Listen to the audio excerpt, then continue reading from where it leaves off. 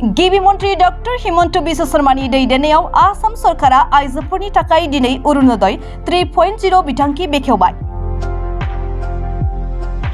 दुलाराय रायजो नाङै गासैबो जिल्लायाव अरुणोदय 3.0 बिथांखिखौ लाइभ स्ट्रीमिंनि गेजेरजों बेखेवनाय हाबाफारि खुंनाय बायदिनो चिरां जिल्लानि काजलगाव बाजारनि जिरायसालि नब्लाङावबो अरुणोदय 3.0 बेखेवनाय हाबाफारि खुंनाय जादों।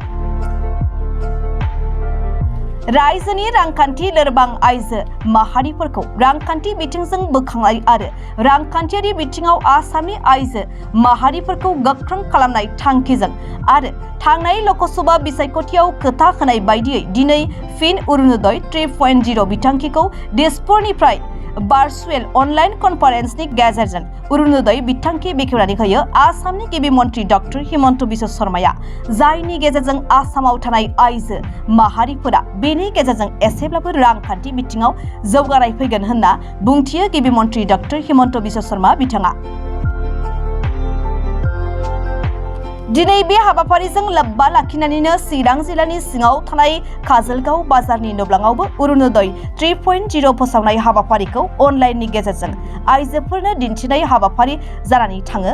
बे हाबाफारियाव लकसभानि एमपि जयन्त बसुमतारी, इएम रन्जित बसुमतारी, चिरांनि जिल्ला बेंगिरि प्रफेसर बिजय भास्कर रेड्डी आरो एमसिएलए अमर बसुमतारी बिथांमोनजों लोगोसे मुलाम्फाआरि आइजोफ्राबो बाहागो लायो। सरकारनि बिथोन बादियै दिनैहाय चिरां जिल्ला डिस्ट्रिक्ट एडमिनिस्ट्रेसननि बानजायनायाव काजलगावआव 3.0 अरुणोदय आसनि बेखौ मुख्यमन्त्री एबा गिबि मन्त्री डक्टर हिमन्त बिश्व शर्माया गुवाहाटीनिफ्राय सारा आसामाव लन्च खालामदों। दिनै बे हाबाफारियाव थानो मोननानै आं जोबोद गोजोननाय मोनदों।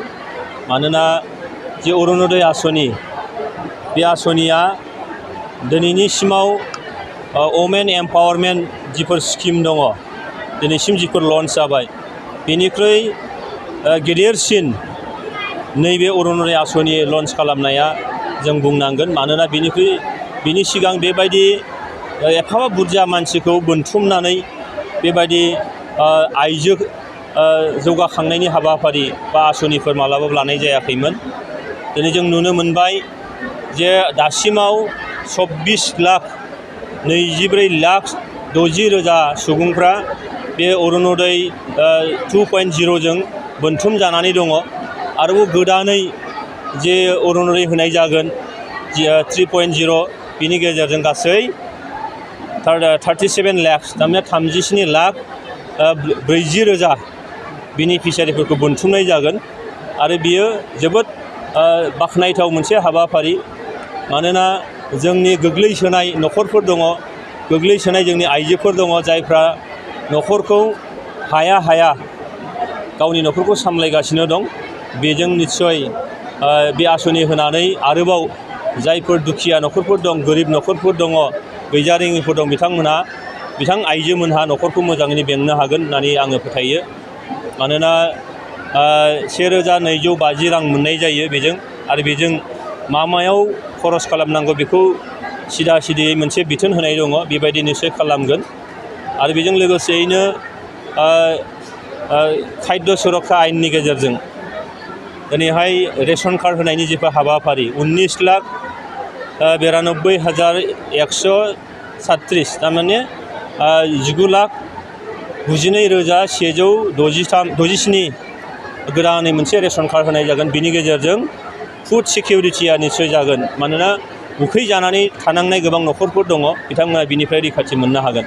दा बियो डक्टर हिमन्त बिश्व शर्मा आसामनि बयनिख्रुइबो बारग'सिननाय बयनिख्रुइबो साबसिन सासे गिबि मन्त्री जाय बिथाङा दिनै बे हाबाफारिखौ लादों। बेनिखायनो आङो रेशन कार्ड मोनगिरि बिथांमोननि जानानै आरो अरुणोदय आसनि मोनग्रा बिथांमोननि जानानै आं बिथांखौ रोजा साबायखर जासिदों। सिडली बियाब हिसाबै नैबे 3.0 अरुणोदय बिथांखियाव साबेसेसो बेनिफिसियारिफोरा मुलाम्फा जानो हायो? अरुणोदय 1.0 आव 14,000, अरुणोदय 2.0 आव 17,000, गासै मोननैजों 31,000। आरोबाव जुदि दा 10,000 खरि जुदि जों मोनबावनो हायोब्ला अब्लाना 1000 बे समष्टिनिफ्राय मोननो हागोन आरो बेजों आं फोथायो जे जोंनि आइजोफ्रा बिमाफ्रा जिफोर खस्थ' मोनबाय थादोंमोन न'खर सामलायनायाव फिसाखौ सामलायनायाव बेजों बिथांमोना जोबोरैनो उदां जानो हागोन गावनि रांखान्थि बिथिङाव बा देहाखौ लाखिनायाव जिफोर जाग्रा आदार मोनजानांगौ बेखौ बिथांमोनहा मोनजानो हागोन होननानै आङो फोथायनाय।